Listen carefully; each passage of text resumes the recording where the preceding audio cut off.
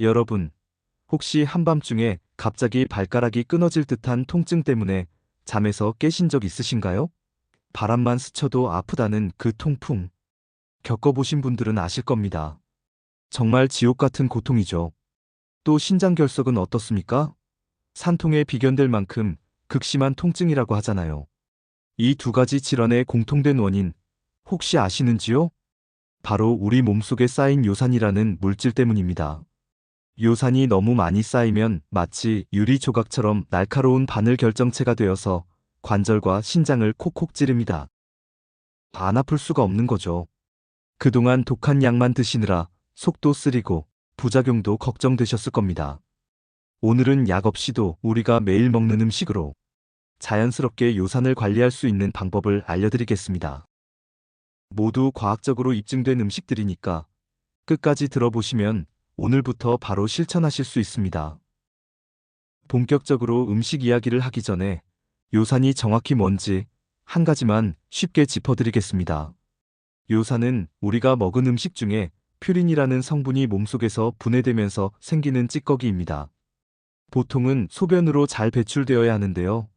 이게 몸속에 너무 많이 쌓이면 문제가 생깁니다. 마치 유리 조각처럼 날카로운 결정체가 되어서 관절 사이사이에 박히게 되는 거죠. 특히 엄지발가락 관절에 잘 생깁니다. 이게 바로 통풍입니다. 또 이 요산 결정이 신장에 쌓이면 신장결석이 되고요. 의사 선생님들이 요산 관리를 그렇게 강조하시는 이유가 바로 이 때문입니다. 하지만 너무 걱정하지 마세요. 우리가 매일 먹는 음식을 조금만 바꿔도 우리 몸은 놀라울 정도로 좋아집니다. 그럼 지금부터 요산 수치를 낮춰주는 10가지 음식을 하나하나 알려드리겠습니다. 첫 번째 음식은 체리입니다. 체리의 그 진하고 붉은색, 참 예쁘죠? 그 선명한 색이 단순히 예쁘기만 한 게 아닙니다. 거기에 안토시아닌이라는 강력한 성분이 들어있거든요. 이 안토시아닌이 바로 요산을 낮추는 핵심 물질입니다. 특히 새콤한 타트 체리가 가장 효과가 좋다고 합니다. 놀라운 건 체리를 먹으면 몇 시간 안에 혈액 속 요산 수치가 낮아진다는 겁니다. 많은 약들보다 더 빠른 효과를 보이는 거죠. 자연의 통풍 치료제라는 별명이 괜히 붙은 게 아닙니다. 실천 방법을 말씀드리면요. 하루에 체리 10에서 15알 정도 드시면 됩니다. 생체리가 없으면 냉동 체리나 말린 체리도 괜찮습니다. 다만 설탕이 첨가된 제품은 피하시고 주스를 원하실 경우 100% 천연 체리 주스를 선택하세요. 작은 과일이지만 요산에 대한 효과는 정말 강력합니다. 두 번째는 우유입니다. 우유는 뼈에 좋다는 건 다들 아시죠? 그런데 우유가 요산 수치도 낮춰준다는 사실 알고 계셨나요? 연구 결과가 정말 놀랍습니다. 저지방 유제품을 규칙적으로 드시는 분들은 통풍에 걸릴 위험이 44%나 낮다고 합니다. 위험이 거의 절반으로 줄어드는 겁니다. 고기 같은 다른 동물성 식품들은 퓨린이 많아서 요산을 높이는데 우유는 정반대로 작용합니다. 우유를 마시면 몸에서 요산이 더 많이 배출돼서 혈액 속 요산 수치가 최대 10%까지 낮아질 수 있습니다. 실천 방법은 간단합니다. 매일 아침 저지방 우유 한 잔, 200ml 정도면 충분합니다. 우유가 안 맞으시는 분들은 저지방 요구르트나 치즈도 좋습니다.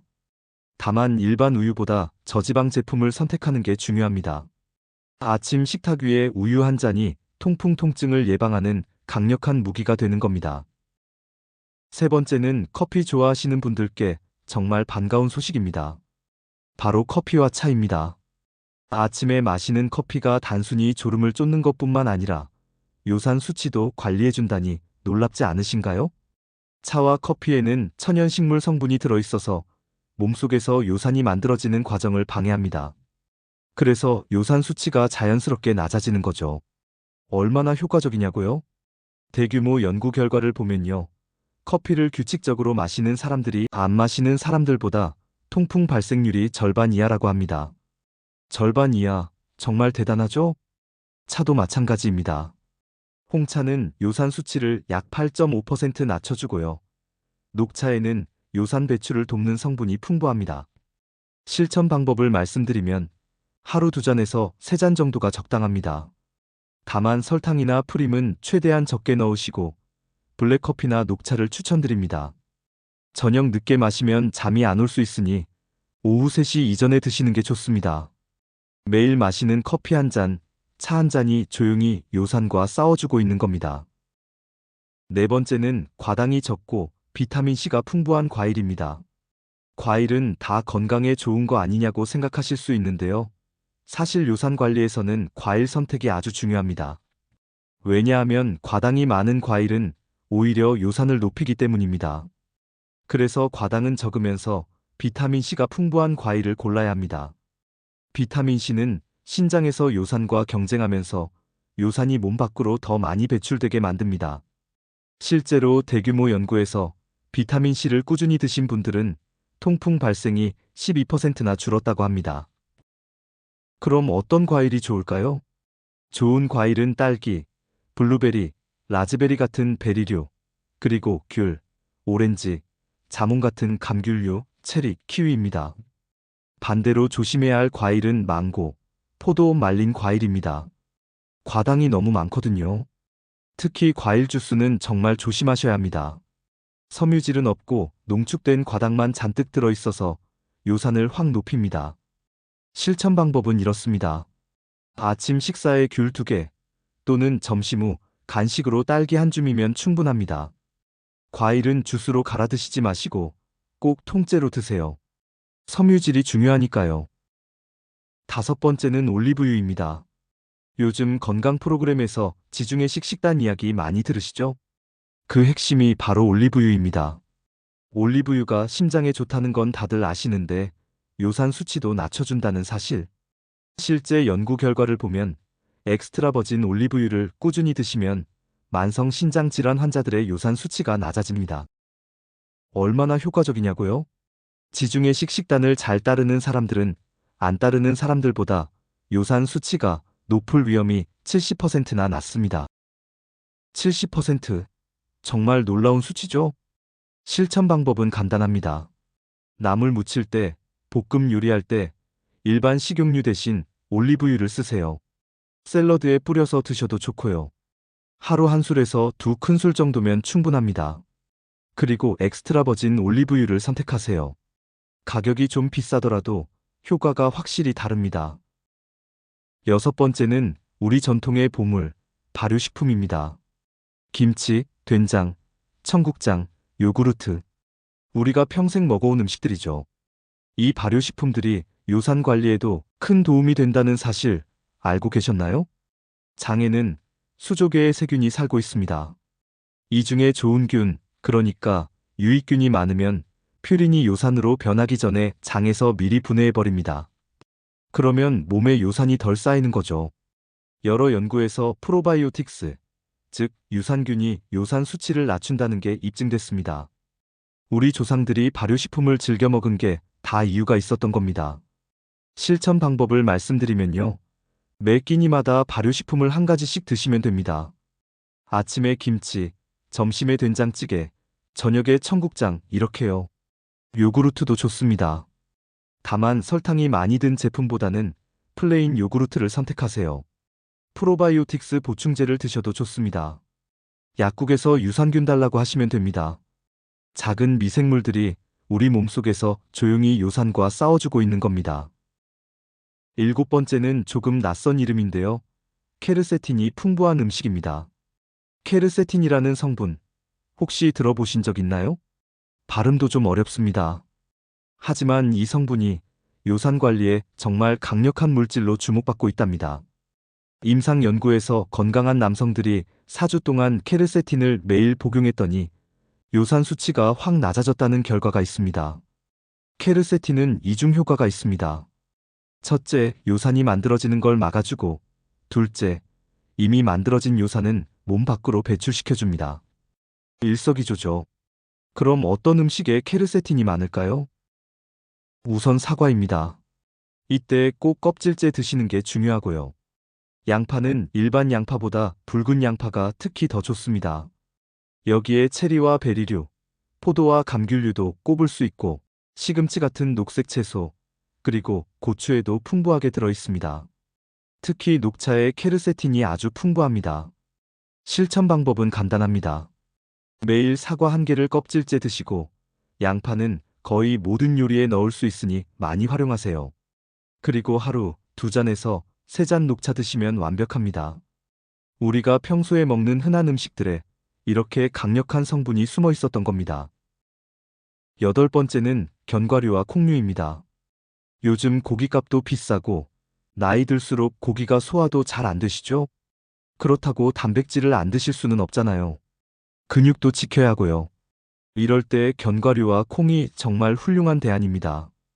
고기는 퓨린이 많아서 요산을 높이는데 식물성 단백질은 다릅니다.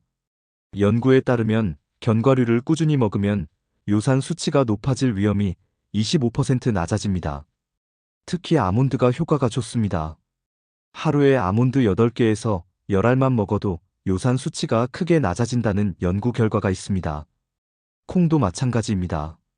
두부, 순두부, 된장, 청국장, 콩나물 모두 좋습니다. 특히 신장결석이 있으신 분들에게 효과적입니다. 실천 방법을 말씀드리면요. 아침 식사에 아몬드나 호두 한 줌, 점심이나 저녁에 두부나 콩비지 요리를 드세요. 다만 견과류는 열량이 높으니 과하게 드시지는 마세요. 하루 한 줌이면 충분합니다. 특히 밤늦게 많이 드시면 소화가 안 될 수 있으니 조심하세요. 고기 대신 콩과 견과류로 단백질을 챙기시면 요산 관리와 건강, 2마리 토끼를 다 잡으실 수 있습니다. 9번째는 통곡물입니다. 요즘은 현미밥, 잡곡밥 많이 드시죠? 흰쌀밥보다 씹기는 좀 힘들어도 건강에 훨씬 좋다는 거 다들 아실 겁니다. 그런데 통곡물이 요산 수치를 낮추는데도 큰 도움이 된다는 사실. 연구 결과를 보면 통곡물은 요산을 낮추는 반면 흰쌀이나 흰밀가루 같은 정제된 곡물은 오히려 수치를 높입니다. 왜 그럴까요? 통곡물에는 식이섬유와 각종 미네랄이 풍부해서 요산 배출을 돕고 몸속 염증도 줄여주기 때문입니다. 추천드리는 통곡물은 현미, 흑미, 보리, 귀리, 퀴노아, 통밀빵입니다. 고구마나 감자도 좋습니다. 실천 방법은 이렇습니다. 흰쌀에 현미, 보리, 콩을 섞어서 지으시면 됩니다. 처음에는 흰쌀 70%, 잡곡 30%로 시작해서 점차 비율을 늘려가세요. 소화력이 약하신 분들은 잡곡을 물에 충분히 불린 후 압력밥솥으로 부드럽게 지으시고 꼭꼭 씹어 드시는 게 중요합니다. 매 끼니마다 흰쌀밥 대신 잡곡밥 한 공기, 이것만으로도 요산 관리에 큰 도움이 됩니다. 마지막 10번째는 칼륨이 풍부한 음식입니다. 칼륨 하면 바나나가 제일 먼저 떠오르시죠? 그런데 이 칼륨이 요산 배출에 아주 중요한 역할을 한다는 거 아셨나요? 칼륨은 2가지 방식으로 일합니다. 첫째, 신장을 통해 요산을 더 많이 배출시킵니다. 둘째, 요산이 만들어지는 과정 자체도 줄여줍니다. 일석이조인 셈이죠. 실제로 칼륨이 풍부한 식단을 드신 분들의 요산 수치가 눈에 띄게 낮아졌다는 연구 결과가 많습니다. 칼륨이 풍부한 음식들은 바나나, 감자, 고구마, 시금치, 아보카도, 흰 강낭콩입니다. 실천 방법을 말씀드리면 아침에 바나나 1개, 점심이나 저녁에 시금치 나물이나 감자 요리 한 접시면 충분합니다. 다만 신장 기능이 좋지 않으신 분들은 조심하셔야 합니다. 신장이 안 좋으면 칼륨이 몸에 쌓여서 오히려 위험할 수 있거든요. 신장 질환이 있으시다면 반드시 의사 선생님과 상의하신 후에 드세요. 건강한 분들에게는 칼륨이 요산을 배출하는 최고의 미네랄입니다. 자, 지금까지 요산 수치를 낮춰주는 10가지 음식을 모두 말씀드렸습니다. 정리해 볼까요? 체리, 저지방 우유, 커피와 차, 비타민C 풍부한 과일, 올리브유, 발효식품, 케르세틴이 풍부한 음식, 견과류와 콩류, 통곡물, 칼륨 풍부한 음식입니다. 생각보다 우리 주변에서 쉽게 구할 수 있는 음식들이죠. 여기서 중요한 건 한두 가지만 먹는 게 아니라 여러 가지를 골고루 드시는 겁니다. 아침에 저지방 우유 한 잔과 바나나 한 개, 커피 한 잔. 점심에 잡곡밥, 된장찌개, 두부 요리, 김치. 저녁에 현미밥, 체리나 딸기, 시금치 나물, 올리브유로 조리한 요리. 이렇게 자연스럽게 하루 3끼에 녹여내시면 됩니다. 그리고 가장 중요한 건 꾸준함입니다. 하루 이틀 먹는다고 효과가 나타나는 게 아닙니다. 최소 3개월, 6개월 꾸준히 실천하셔야 몸이 변합니다. 또 한 가지 당부 말씀드립니다. 현재 통풍이나 신장결석으로 약을 드시고 계신 분들, 갑자기 약을 끊으시면 안 됩니다. 식단 조절과 함께 약도 계속 드시면서 정기적으로 병원에서 검사를 받으세요. 요산 수치가 충분히 낮아지면 그때 의사 선생님과 상의해서 약을 줄이거나 끊으시면 됩니다. 신장 기능이 안 좋으신 분들은 특히 칼륨 섭취에 주의하셔야 하고요. 무엇보다 중요한 건 이런 좋은 음식들을 먹는 것만큼 나쁜 음식들을 피하는 것도 중요합니다.